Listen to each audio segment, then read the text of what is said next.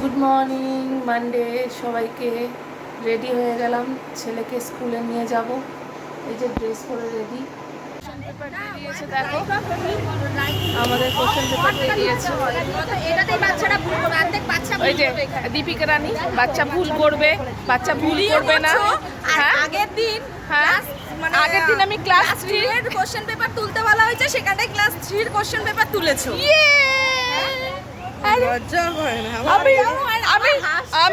আমি নির্লজ্জ ব্যক্তি মহিলা।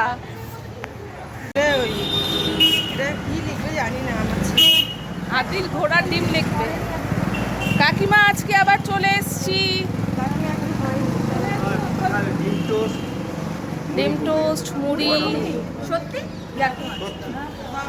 চলে এসছি। আছে কি, এটাকে ধরাও।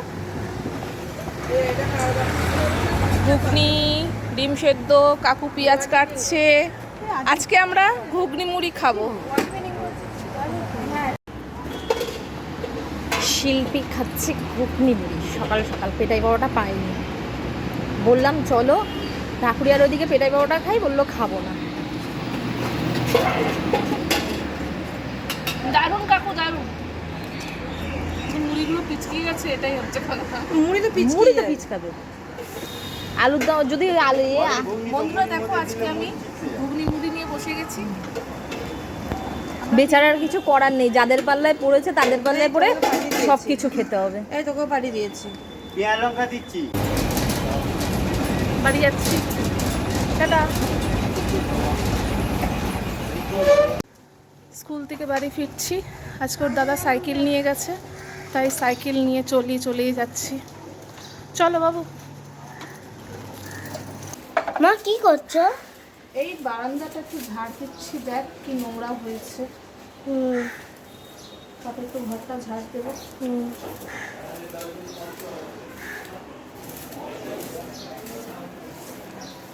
সব পাশো ফুল এসছে, দেখি ফুল নিতে হবে।